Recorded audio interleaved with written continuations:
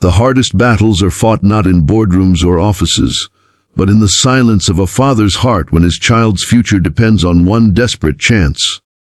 Daniel sat in the waiting room, his hands trembling as he clutched a worn-out folder. Inside were copies of his resume printed on paper that still smelled faintly of ink. He had rehearsed every answer 100 times, but his mind wasn't just on the job. It was on Lily, his 7-year-old daughter, waiting for him at home. Her lunchbox had been empty that morning except for half a sandwich. He had promised her, "Daddy will fix it. Daddy will find work today." But inside, he wasn't sure he believed himself. The interview didn't go well.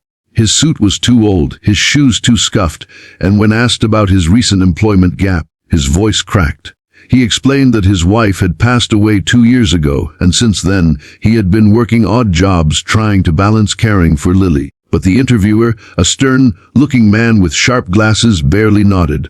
By the time Daniel walked out, his shoulders were slumped, eyes burning with shame. The hallway blurred as tears welled up. He thought about all the times he had tried and failed, doors closing, people saying, "We're looking for someone more experienced." He wanted to scream. Instead, he walked quietly toward the exit, clutching his folder like a lifeline that had already snapped. But just as he reached the door, he heard footsteps behind him. A voice called out, firm, yet surprisingly gentle, "Wait, don't go yet." Chapter 2, the interviewer's secret hook to hold viewers to the end. What Daniel didn't know was that the man who had just turned him down carried scars of his own, and a story that would change everything. Daniel froze.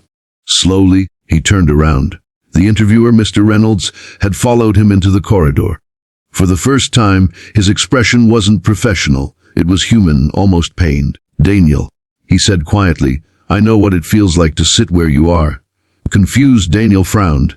Mr. Reynolds continued, his voice softer now. "Years ago, I was in your shoes. My wife left me and I was raising my son alone. I failed interviews too.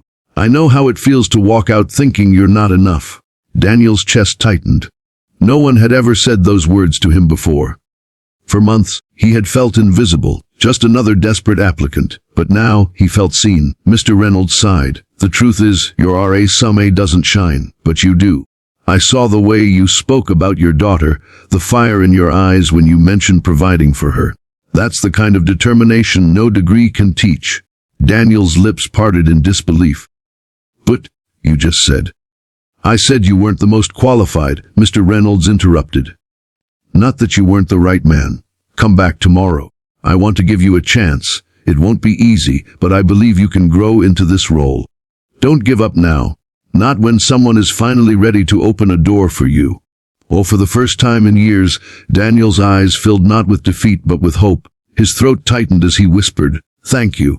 That evening, when he returned home, Lily ran into his arms. This time, Daniel didn't just promise. He knew. "Daddy's got us a chance, sweetheart," he said, holding her close. And as the night sky stretched above them, father and daughter sat by the window, sharing a warm bowl of soup. Daniel's heart whispered a vow: "No matter how many times life tries to break me, I'll keep standing for her." The story leaves viewers with this inspiring truth: sometimes failure isn't the end. Sometimes it's the moment just before someone sees the fire in you and decides to believe. And when that happens, it can change not only your life, but the life of those who depend on you.